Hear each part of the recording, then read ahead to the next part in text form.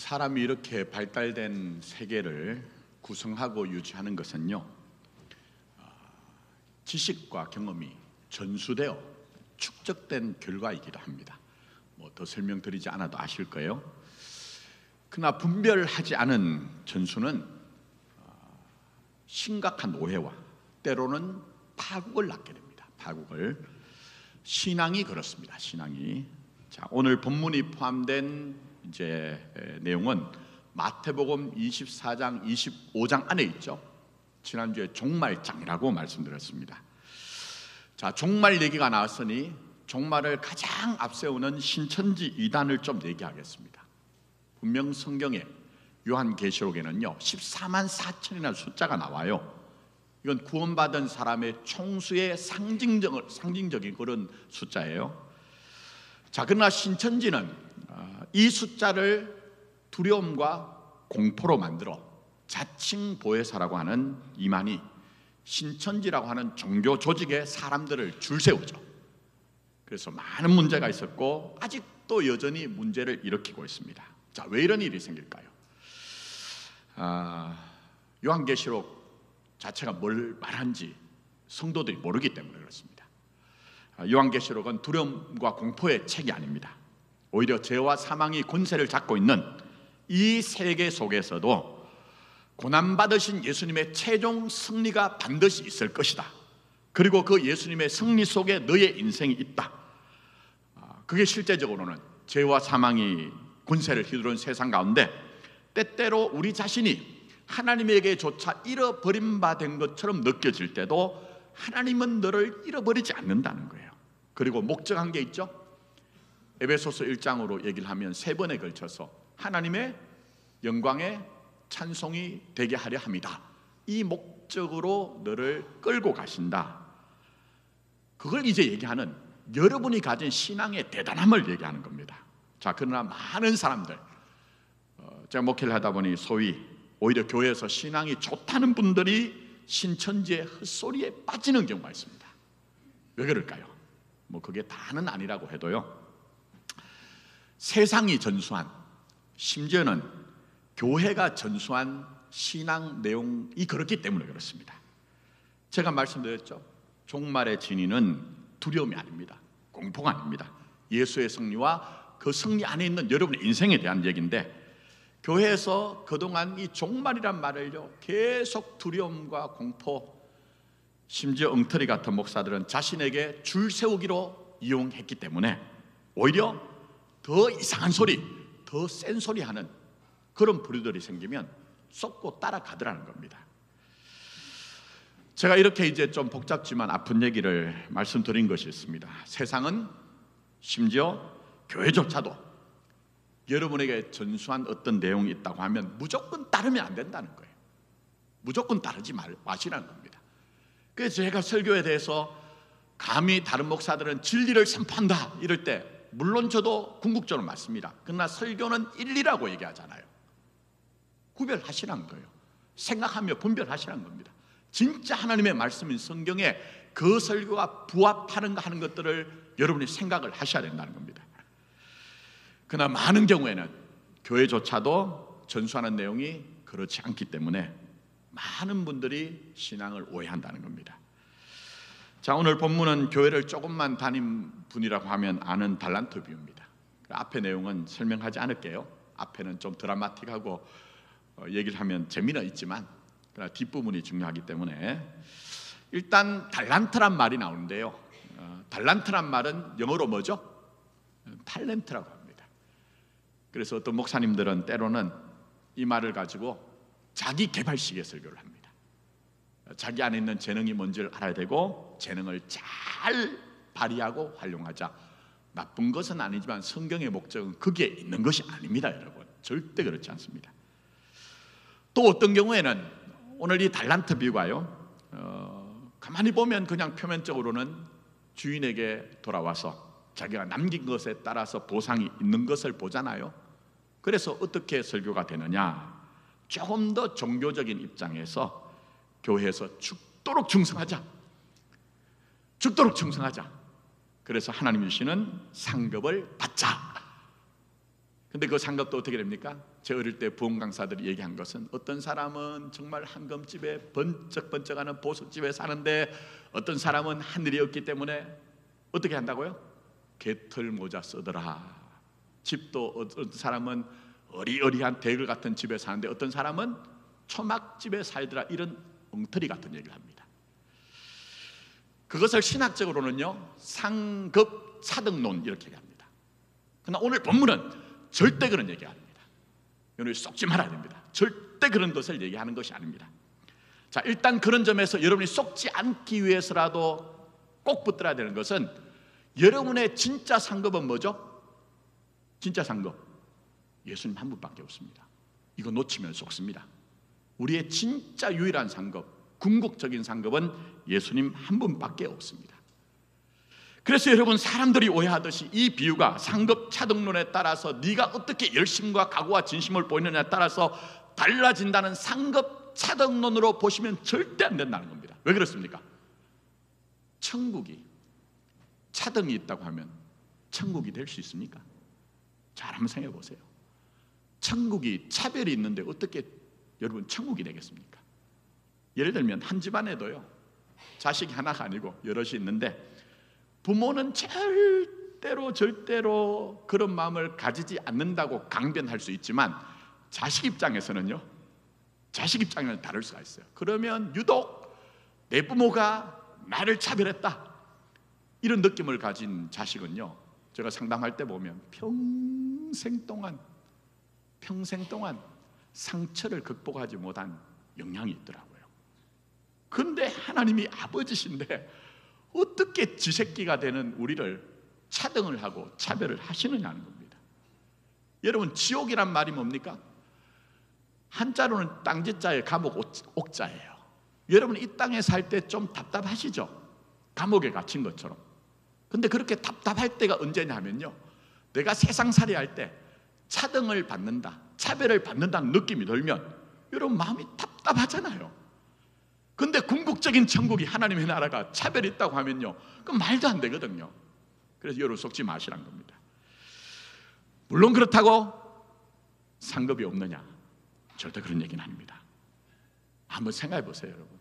이 땅에서 불의한 일들의 눈물을 흘리고 그렇게 눈물을 흘리면서라도 고난 가운데서라도 내가 정말 예수님을 따르는데 결국 마지막 종국적인 그 지점에서 하나님의 어떤 영광도 없다, 하나님의 어떤 위로도 없다, 이러면 우리가 믿는 그 신앙이 무슨 소용이 있겠습니까? 절대 그렇지 않습니다.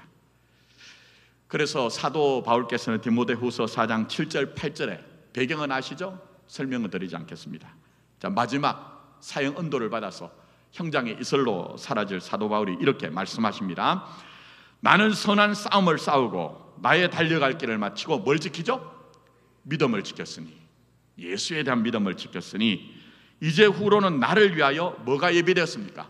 의의 면류관이 예비되었으므로 주 곧 의로신 재판장. 이건 굉장히 중요한 얘기예요. 당시에 사도 바울을 사형언도를 내린 사람이 로마의 가이사 네로였습니다. 그 불의한 재판장과 다르게 하나님은 내 속사정을 다 아신다, 내 억울함을 다 아신다, 내 고통을 다 아신다. 그 입장에서 의의 재판장께서 정말 나를 살펴보시고 나를 위로하시고 격려하실 뿐만 아니라 영광을 주시기 때문에 의의 면류관이 예배되었다, 이렇게 이제 얘기를 하시는 것이죠. 자, 그러나 여기서도 놓치면 안 됩니다. 성경에서 얘기하는 천국은요, 인간들이 자기 인식을 가지고 상급 차등론이나 상급 동일론이라는 얘기를 넘어갑니다. 조금 어려운 내용이죠. 그러나 잘 들으셔야 됩니다. 속지 않기 위해서. 오히려 그보다 진정한 상급은 예수 그리스도 한 분밖에 없습니다. 그러면 우리에게 주어지는 상급과 영광이라는 것은요, 예수님과 나와의 깊고 깊은 고유한 관계 속에서 내게만 주시는 것이란 겁니다. 다른 사람과 비교할 것 없이 예수님과 깊고 깊은 관계 속에서 내게만 주시는 신비요, 은혜요, 능력이요, 감사라는 겁니다. 동시에 내게만이라는 것이 이기적이어서 비교 감옥에 빠지는 것이 아니기 때문에 예수가 우리의 상급이 되신다는 보편적인 것으로 등장하기 때문에 내게만 아니라 뭐라고 하죠? 사도는 주의 나타나심을 사모하는 어떤 자들에게요? 모든 자들거니라, 이렇게 말씀하고 있는 겁니다. 좀 어렵죠? 그러나 잘 여러분 생각하셔야 됩니다. 그리고 진정한 상급이 예수 그리스도라고 말씀드린 것은요, 여러분의 신앙은요, 어떤 목적을 도출하기 위한, 결과를 도출하기 위한 목적이 있지 않습니다. 그저 하나님의 나라에 죽으면 천당에 가는 티켓 정도로 머물지 않는다는 겁니다. 정말 예수님과의 그 깊은 인격적인 관계 속에서 우리에게 주어진 사랑이라는 그 내용이 다 그런 거거든요. 믿음이라는 내용이 다 그런 거거든요. 제가 지난주에 디모데후서를 강의하면서 성령으로 말미암아라는 것도 전부 다 그런 것이거든요. 결과가 중요한 것이 아니고 도구로서 우리의 신앙이 아니라 나는 너의 인생을 절대로 포기하지 않기 때문에 나와 좀 친밀한 인격적인 관계 속에서 나와 함께 살자는 것이 바로 기독교 신앙의 내용이거든요. 그래서 여러분, 신앙이란 것은요, 얼마든지 하나님이 다 하실 수 있어요. 다 하실 수 있어요. 그러나 여러분을 파트너로 불러주십니다. 상대로 불러주십니다. 내가 할 수 있지만 내가 너에게 맡긴 일을 함께 해보자. 그 내용이 오늘 본문에 나오는 달란트의 비유입니다.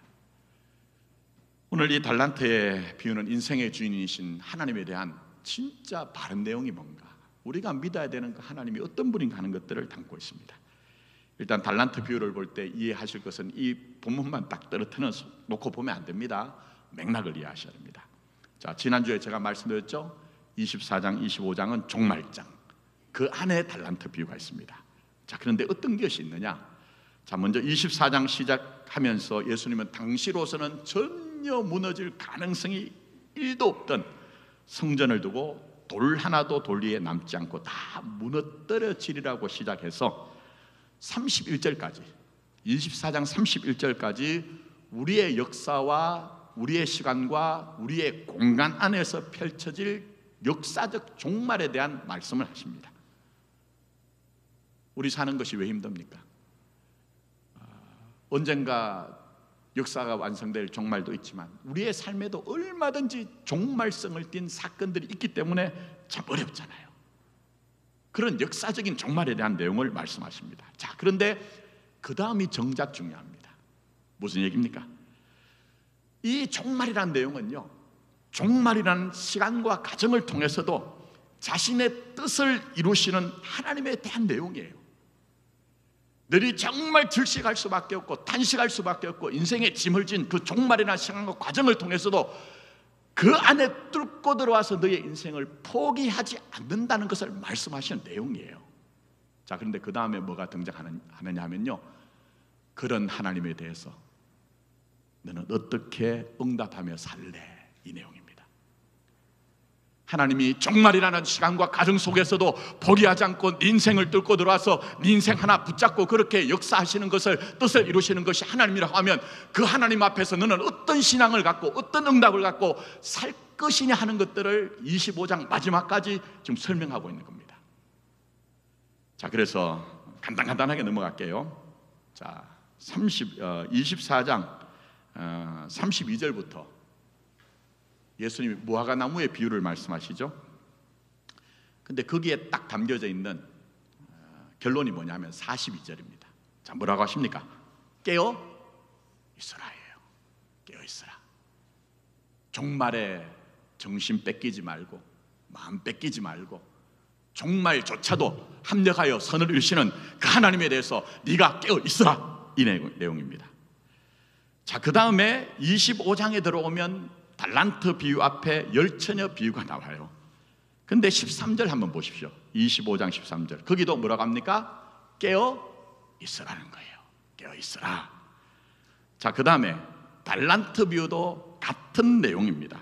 그래서 비록 깨어 있으라는 문장은 없지만 비유가 시작되는 14절에 어떻게 시작합니까? 또 그렇게 시작하여 깨어 있으라는 거예요.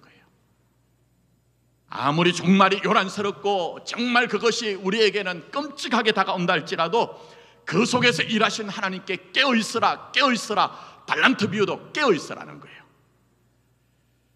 그렇게 달란트 비유가 하나님에 대해서 깨어 있어야 된다고 하는데, 세상이 우리에게 전수한, 심지어는 교회가 우리에게 전수한 하나님에 대한 이미지는 굉장히 왜곡되어 있습니다.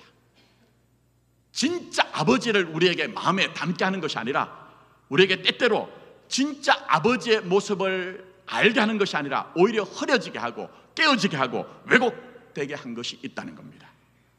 그러니 결론적으로 하나님께 깨어있으되 세상에 끌려가지 않기 위해서라도, 전수가 낳은 비극을 파기 위해서라도 의식적 결단으로 하나님께 깨어서 하나님을 상대하시는 겁니다. 그냥 넋놓고 있으면요, 교회를 포함해서, 저 같은 목사들을 포함해서 세상이 전수한 왜곡된 아버지의 이미지를 가지고 여러분들이 오늘 본문에 나눈 한 달란트 받은 종처럼 내가 아버지를 오해한 것 때문에 때때로는 내가 나 스스로를 복되게 살지 못하는 일이 있더란 겁니다. 그런 점에서 의식적 결단으로 아버지 하나님을 알아가고 아버지 하나님을 상대하는 신앙이 되어야 된다는 겁니다. 제가 여기서 깨어있다는 것에 대해서 의식적 결단이란 말을 붙였는데, 이해를 위해서 제가 좀 극단적인 예를 듭니다. 자, 극단적인 예를 들어볼게요. 원가족이 있습니다. 부모는 자식에게 절대적입니다. 그런데 어떤 부모가 있어요? 부모가 있습니다. 아버지는 굉장히 폭력적이고 가정의 경제도 책임지지 않고 때때로 외도 등의 아주 병리적인 중독적인 그런 삶을 사셨습니다. 그러면서도 늘 세상을 욕하고 비난해요. 이놈의 세상 썩어 빠졌다는 듯이. 자, 반면 어머니는 가정이 그렇다 보니 자기가 경제를 책임져야 됩니다. 한 번도 손에서 일을 놓은 적이 없습니다. 그뿐 아니라 내가 의지해야 되는 대상이 남편인데, 남편이 그렇다 보니 더 자식에게 집착하여 자식들이 자신의 인생의 전부인 것처럼 그래 대하다 보니 자식 입장에는 감사하고 고맙지만 때때로는 숨이 턱턱 막힐 지경입니다. 그뿐 아니라 어머니는 가끔 남편의 그 일탈적인 행동에 대해서 너무 스트레스를 받을 때마다 술로 해결하셨습니다. 이런 가정을 뭐라고 해요? 역기능이라고 합니다.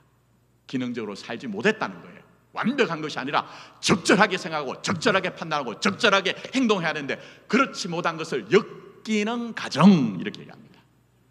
근데 문제는 뭐냐 하면 부모가 가진 그런 문제들이 자식들에게 전수가 된다는 거예요. 의도하지 않았는데. 그것을 뭐라고 하느냐? 심리학에서는 세대 간의 전수, 이렇게 얘기합니다. 그래서 많은 사람들이 자기 삶을 제대로 살지 못하고 부모의 흔적을 가지고 부모의 그림자를 가지고 고통 가운데 사는 경우가 있더라는 거예요. 그러나 반면 그렇지 않은 사람들도 정말 많습니다. 정말 많습니다. 그래서 자크 르꽁트라고 하는 좀 불란서스러운 이름이죠. 이 학자가 조사를 했더니요, 왜 그런가 조사를 했더니 딱 답은 하나입니다. 그런 삶을 살지 않는 사람들의 대부분은 사춘기 무렵이에요.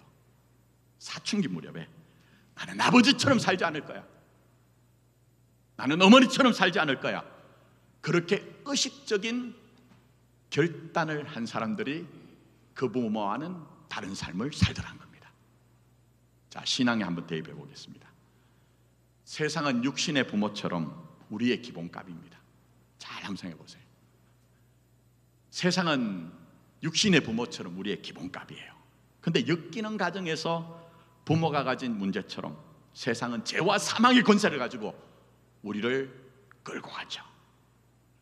그 죄와 사망의 권세를 가진 세상이 전수한 것에 끌려가면, 작동대로 끌려가면 우리 자신이 어떻게 될까요? 쉽지 않죠. 그래서 이런 판단과 이런 결정을 하지 못하도록 예수 그리스도의 그 사망과 죽으심과 부활을 통해 하나님이 우리에게 역사하신 게 뭡니까? 에베소에서 말씀하신 것은 우리가 허물과 죄로 죽었던 너희들을 그냥 가만히 두지 않는다. 허물과 죄로 죽었던 너희들을 살려내셨다고 얘기합니다. 공중권세 잡은 자가 모든 인생들을 끌고 가는 그 기본값이 너희들의 세상이 전수한 것들인데, 나는 너희들을 사랑하기 때문에 절대로 그렇게 하지 않고 그 세상의 풍조를 따르지 않게 하였다고 우리에게 말씀하고 있죠. 그러나 문제가 뭡니까? 사도 바울 로마서에서 말씀하신 것처럼 우리가 아무리 구원받은 하나님의 자식이어도 이 피조 세계가 전부 탄식하는 현실이기 때문에 우리도 때때로는 세상이 전수한 것들에 대해서 오해하여 착각하여 때론 끌려갈 때가 있더라는 겁니다. 그러나 그렇게 하지 마시라는 거예요. 의식적인 결단을 통해서 너희 아버지는 너희들을 그렇게 상대하지 않는다, 대접하지 않는다, 인도하는 하나님은 그렇게 하지 않는다는 것을 말씀하고 계시는 겁니다. 제가 너무 격해서 저희 아내가 늘 설교가 끝나면 주일 오후에 말 좀 천천히 하세요. 제가 몸담았던 조국교회, 제가 목사로 노릇했던 지난 세월을 보면요, 막 격해져요. 제가 전수받은 것도 엄청나게 저로 하여금 온전하게 자기로 살지 못하게 한 부분이 있기 때문에. 그래서 오늘 달란트 비유가 이 내용인데, 이 비유를 제대로 이해하기 위해서는 우리는 지금 활자된 책을 읽고 있잖아요. 근데 예수님 당시에 제자들은 이 내용을 말씀으로 듣고 있거든요. 그러면 여러분이 제자라고 하면 이 예수님의 비유가 어떤 느낌이 들었을까요? 제가 만약에 제자였다고 하면요, 예수님, 아무리 예수님이 말씀하셔도 그게 맞는 얘기입니까? 맞는 얘기입니까? 이런 의문을 가졌을 것 같아요. 왜 그럴까요? 첫 번째는요, 그런 주인은 있을 리가 만무하기 때문에 그렇습니다. 이렇게 종을 대하는 주인은 당시에는요, 있을 리가 만무합니다. 일단 액수가 어마어마합니다. 한 달란트, 우리는 주일학교 다닐 때 달란트 시장하면 한 달란트 얼마 아닌 것처럼 생각하잖아요. 그래서 제가 지난번에 그거 계산해 드렸잖아요. 한 달란트가 얼마라고요? 6천 데나리온이에요. 데나리온을 하루의 품삯이라고 보면 6천일 동안 16년 동안의 임금이에요. 최저시급으로 마늘이라고 해가지고 하루에 8만 원이라고 하면요, 16년 동안의 임금이에요. 그게 얼마입니까? 약 4억 6천만 원. 이거 작게 잡아서 그렇습니다. 4억 6천만 원. 한 달란트가요. 한 달란트가. 두 달란트는 9억 2천만 원. 다섯 달란트는 23억이에요. 근데 오늘 본문을 보시면요, 금 한 달란트, 두 달란트, 다섯 달란트라고 해서 이건 화폐라기보다는 금의 중량, 무게로 이해할 수가 있습니다. 이게 이제 계산하는 게 복잡습니다. 구약으로, 신약으로, 로마식이냐 아니면 뭐 히브리식이냐 이렇게 할 수 있어. 그냥 간단하게 시간 관계상 그건 하지 않고 그것도 필요도 없기 때문에 그냥 간단하게 제가 그냥 말씀드리면, 한 달란트는 순금 10,000돈입니다. 순금 몇 돈이라고요? 10,000돈입니다. 요즘 순금 한 돈이, 여러분 우리나라 아시죠? 순금 한 돈이 3.75g인데 한 돈 가격이 얼마일까요? 60만 원 되더라고. 어제 저는 금하고는 거리가 멀어가지고 우리나라 금 거래시장에 들어가서 보니까 정확하게는 58만 5천 원이에요. 한 돈이. 근데 10,000돈이면 얼마일까요? 얼마? 58억 5천만 원이 넘는 돈입니다. 어느 주인이 자기 종에게, 자기 부하에게 그렇게 할 주인이 어디 있습니까? 그런 주인은 없습니다. 하나님이 만약 제게 너 뭘로 하나냐 이래 물어보면요, 하나님 약속하게 한 달란트만 주세요. 목사는 교회 생각하니까 지난주에도 우리 본당 쪽에 비가 새가지고요, 새벽 기도 끝나고 막 강물이 됐습니다. 저쪽 카페 쪽은 다 고쳐가지고 친구들이 오면요, 와 이쁘네 이러고 본당 쪽으로 들어오면 여기는 왜 이래? 로비도 그렇고 화장실도 그랬어요. 제 마음에는요, 100주년 앞두고 이쪽도 어떻게 좀 고쳤으면 좋겠다. 또 그뿐만 아니라 우리 마포교회를 이제 그렇게 세우신 안대선 안의리 선교사님 전기도 좀 냈으면 좋겠다. 그리고 우리 교회 앞쪽 뒤쪽에 벽이 비었거든요. 저기다가 기억의 벽이라고 해가지고 그런 것들을 좀 만들었으면 좋겠다. 100주년이니까 좀 이렇게 조형탑도 만들었으면 좋겠다. 근데 가만히 생각하니까요, 한 달란트만 있으면 다 해결될 것 같아요. 아니 5억 정도 되든지 아니면 58억이 되면요, 뭐 제 다음 시대의 목사도 목회를 편하게 할 수 있을 정도가 되니까 제 마음에는요, 한 달란트만 주세요 이렇게 될 것 같아요. 그러니 당시에 예수님 말씀을 듣던 제자들이 이 말씀이 이해가 될까요? 이해가 안 됩니다. 그리고 당시에 주인 노릇하던, 세상에서 주인 노릇하던 로마 황제 헤로드 왕가, 그리고 귀족들, 대부호들은요 이렇지 않습니다. 아주 잔혹합니다. 그래서 돈을 만약에 빌려준다고 해도요 그냥 빌려주지 않습니다. 아주 고리로 빌려줍니다. 그래서 예수님 당시에 이자를 갚지 못하여 유리방하는 사람들이 엄청 많았습니다. 그런 사람들 중에는 강도가 된 사람들이 많았습니다. 그래서 여러분, 예수님이 말씀하신 선한 사마리아인의 비유에서 한 사람이 예루살렘으로부터 어디로 내려가죠? 여리고로 내려가는 길에서 누굴 만나요? 강도를 만났는데 그 강도가 그만 때려가지고 죽여놓고 물건을 다 빼앗아 갔다. 이건 상상이 아니라 당시에 그런 일이 있었다는 겁니다.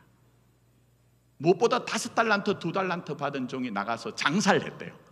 그런데 예수님 당시에는요 그만한 이익을 남길 수 있는 시장이 없었습니다.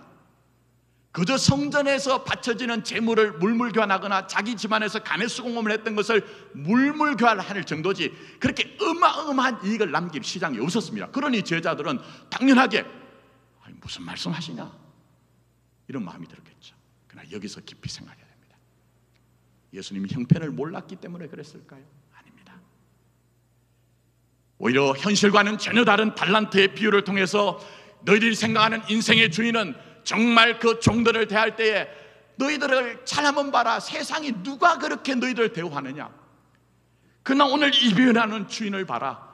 그는 5달란트, 2달란트 받은 종에게 자신의 재산을, 어마한 재산을 나눠주잖아. 1달란트 받은 종도 세상의 주인 노릇하는 자는 절대 그렇게 하지 않지만 1달란트를 주지 않느냐. 그런데 1달란트 받은 종은 세상이 자기에게 전수한, 세상이 준 이미지대로 내 주인은 정말 잔혹한 사람이다, 무시무시한 사람이다. 그 얘기가 뭡니까? 오늘 본문의 말씀 다 보지 못합니다. 굳은 사람이란 얘기입니다. 굳은 사람이라. 그러나 굳지 않습니다. 우리 아버지 하나님, 여러분은 종 정도가 아니라 하나님의 아들이고 딸인데 여러분을 절대로 거래하거나 여러분에게 무슨 이익을 남겨가지고 그것을 찾아내기 위해서 그렇게 하는 하나님이 아니라 너희들은 내 인생의 종이 아니라 너희들은 내 자식이다. 그런 입장인 거예요. 그래서 이제 줄입니다. 일부 예배는 좀 자세하게 했는데 오늘 조금 길었기 때문에 앞에서, 자, 압축해서 보십시오. 1달란트 받은 종은 주인을 이해할 때 어떻게 이해하죠? 주인을 결과로만 판단하여 결과에 따라 운명을 결정한다고 하는 세상이 준 인식 그대로 주인을 인정합니다. 그러나 5달란트, 2달란트 받은 종은요 어떻게 생각합니까? 자신의 재산을, 어마무시한 재산을 우리에게 맡길 정도로 우리를 신뢰하신 분이다, 우리를 믿는 분이다, 이렇게 알고 있어요. 그리고 5달란트, 2달란트에 대해서도 어떻게 나눠줍니까? 재능에 따라 나눠주기 때문에 불만이 없습니다. 불만이. 그리고 그렇기 때문에 사도 바울식으로 얘기하면 내게 능력 주시는 자에서 내가 어떻게 해요? 모든 것을 할 수 있다는 가능의식을 가지고 적극적입니다. 예수 믿는 신앙은 맹놓고 사는 게 아니에요. 최선을 다하는 거예요. 성실을 다하는 거예요. 적극적으로 사는 거예요. 그럴 때 주인이 어떻게 합니까?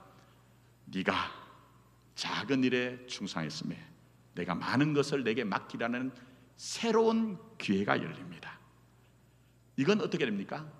인생의 주인에 대한 온전한 이해를 한 겁니다. 그러나 1달란트 받은 종은 말씀드린 것처럼 주인을 오해한 거예요. 그래서 26절, 27절 보시면 예수님께서 비유로 이렇게 말씀하시죠. 악하고 게으른 종아, 나는 심지 않은 데서 거두고 해치지 않은 데서 모은 줄로 내가 알았느냐? 그러면 내가 마땅히 내 돈을 취하는 자에게나 맡겼다가 내가 돌아와서 내 원금과 이자를 받게 하였을 것이라 하신 것은 세상이 너에게 전수한 대로, 심지어는 목사나 교회가 전수한 대로 하나님은 너희를 강박하고 닥달하고 너희들에게 거래하는 하나님이 아니라 그 얘기입니다. 그러니 여러분 제발 오해하지 마십시오. 하나님은 여러분 인생을 끝까지 붙들고 가십니다. 작은 일을 결과로 평가하는 것이 아니라 오늘 본문 말씀 보시면 어떻게 하죠? 충성이란 자세를 가졌기 때문에 태도를 가졌기 때문에 엄청 칭찬하십니다. 교육학에서 얘기합니다. 자식들 키울 때에 결과로 칭찬하지 말아요. 그럼 큰일 난답니다. 자식이 자세를 가지고 어떤 태도를 가지면 그것을 칭찬하래요. 너 100점 맞았기 때문에 칭찬하는 것이 아니고 너 정말 열심히 했구나 이렇게 칭찬하라는 거예요. 육신의 부모도 그렇게 하면 안 되는데 여러분을 정말 사랑하는 영의 아버지가 어떻게 결과를 가지고 여러분을 판단하고 정죄하겠습니까? 그렇지 않습니다. 그래서 제가 오늘 하나님 나라 천국에 대해서는 설명 못해요. 관심 있는 분은 일부 예배 꼭 설교를 들으시고. 그래서 여러분 하나님을 제발 오해하지 않았으면 좋겠고요. 이 하나님이 허락하신 복에 대해서 양보하지 않고 여러분 안에 혹시 세상이 전수한 아버지 하나님에 대한 오해 있다면 그 이미지를 벗으십시오. 그게 진정한 신앙의 출발이요, 그것이 우리 인생의 신앙의 전체 과제가 되는 겁니다. 말씀해 주면서 그런 점에서 여러분 하나님을 어떻게 느끼십니까? 어떻게 느끼십니까? 이거 알 수 있는 게 하나 있습니다. 아무도 없을 때, 조용할 때 진짜 속에서요 하나님 아버지 하고 한번 불러보십시오. 하나님 아버지 하고. 제 세대만 해도요 1달란트 받은 종처럼 아버지가 불편해요. 어색해요. 근데 저도 이제 살 만큼 살고 인생에 온갖 사연을 지나오니까 하나님은 그렇지 않다 하는 것들을 깨닫게 되었습니다. 세상이 나를 향한 신뢰를 다 버렸을 때도 하나님은 5달란트, 2달란트 받은 종에게 신뢰했던 것처럼 끝까지 나는 너를 믿는다. 너는 종이 아니라 뭐라고요? 내 자식이기 때문에. 5달란트 받은 종에게 5달란트, 2달란트 받은 종에게 2달란트 준 정도가 아니라 너에게는 내 진심이 있다. 그렇게 말씀하십니다. 그냥 아무쪼록 세상이 전수한, 심지어 교회, 목사가 전수한 하나님에 대한 어떤 이미지들이 정말 왜곡되고 어그러지고 깨진 것이 있다면 그것이 작은 문제가 아니기 때문에 의지적 결단을 가지고 정말 아버지 하나님을 만나십시오. 그 아버지 하나님의 사랑에 자라가십시오. 그래서 있는 곳에서 날마다 하나님의 나라 누리는 복이 있기를 예수님의 이름으로 축복합니다. 기도하겠습니다.